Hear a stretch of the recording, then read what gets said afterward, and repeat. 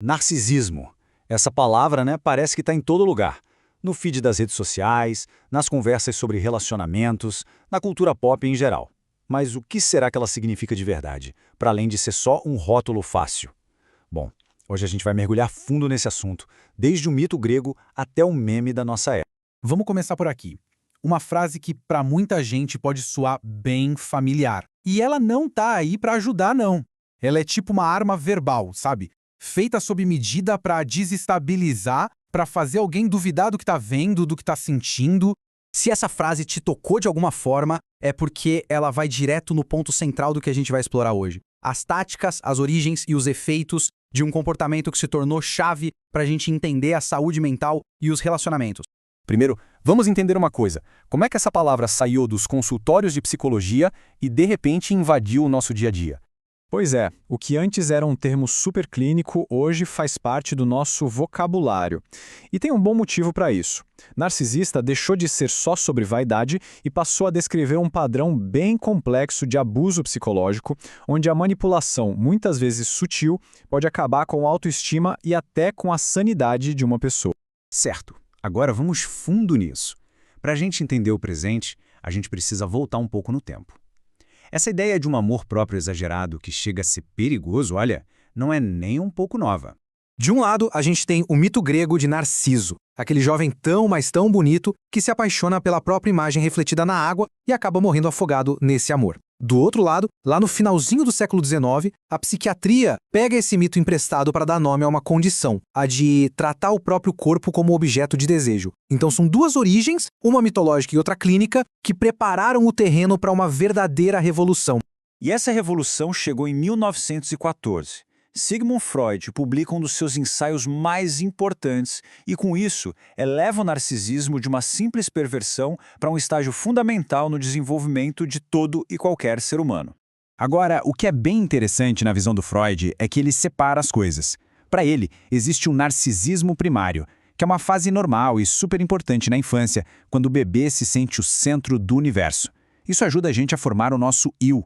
O problema começa no narcisismo secundário, que é quando a nossa energia vital, a libido, que deveria ser direcionada para o mundo e para as outras pessoas, volta e fica presa no nosso ego, já na vida adulta. É aí que o amor próprio, que é saudável, pode virar uma coisa patológica. Então vamos avançar e ver como é que essa teoria toda se manifesta na prática. Quando esse amor próprio passa do ponto, ele aparece através de táticas de manipulação bem claras. Uma das ferramentas mais cruéis que existem é o gaslighting. O nome vem de uma peça de teatro lá de 1938, mas a tática, infelizmente, é atemporal. O objetivo é simplesmente devastador, fazer uma pessoa parar de confiar na própria mente, tornando-a totalmente dependente de quem a manipula. Olhem bem para essas frases e ações. Quando elas são repetidas sem parar, elas não são só palavras. Elas criam uma névoa de confusão, de autodúvida, que vai isolando a vítima e dando todo o controle para o manipulador. É um ataque direto à base da realidade de uma pessoa. Outra tática poderosa é o love bombing, ou bombardeio de amor. Pode até parecer o contrário da crueldade do gaslighting, mas o objetivo é o mesmíssimo: controle. É uma verdadeira avalanche de afeto para criar uma dependência emocional muito rápida e forte. Isso não tem nada a ver com amor, tem a ver com criar uma fantasia para prender alguém. Promessas de um futuro perfeito, declarações de alma gêmea, aquela sensação de ter encontrado a pessoa ideal, tudo isso serve para baixar as defesas e criar um vínculo imediato, um vínculo que, mais para frente, vai ser usado como uma arma. E esses comportamentos não acontecem no vácuo. Eles deixam cicatrizes, e cicatrizes profundas, especialmente quando acontecem dentro da família, que é justamente o lugar onde a gente deveria se sentir mais seguro. Quando um pai ou uma mãe tem traços narcisistas fortes, a criança aprende desde muito cedo que o que ela sente não importa. Ela não é vista como uma pessoa de verdade, mas como uma espécie de extensão do ego dos pais, existindo só para cumprir as expectativas deles. O ponto central aqui é o tal do espelhamento emocional. Por exemplo, quando uma criança cai e chora, um pai saudável reflete a dor dela, dá conforto. Já um pai narcisista pode ignorar, minimizar ou até ficar com raiva da criança por estar fazendo drama. Sem esse espelho, a criança simplesmente não aprende a entender ou a confiar nos próprios sentimentos. E os efeitos disso podem durar uma vida inteira. A criança aprende que o amor é condicional, que ela precisa ter uma boa performance para ser aceita, e isso acaba criando um ciclo vicioso de ansiedade, depressão, e muitas vezes a pessoa repete esses mesmos padrões tóxicos nas suas próprias relações no futuro. Mas olha só que interessante. Essas dinâmicas destrutivas não são uma descoberta moderna. Na verdade, muito antes da psicologia sequer existir como ciência, a grande literatura já estava explorando as profundezas do ego humano. E a gente nem precisa ir longe para achar um mestre nisso. Aqui no Brasil, Machado de Assis foi um dos maiores analistas da psique humana. Muito antes de Freud, ele já estava dissecando nos seus livros o que hoje a gente chama de narcisismo. Machado não usava a palavra narcisismo. Ele tinha uma palavra mais antiga e talvez até mais precisa, vaidade.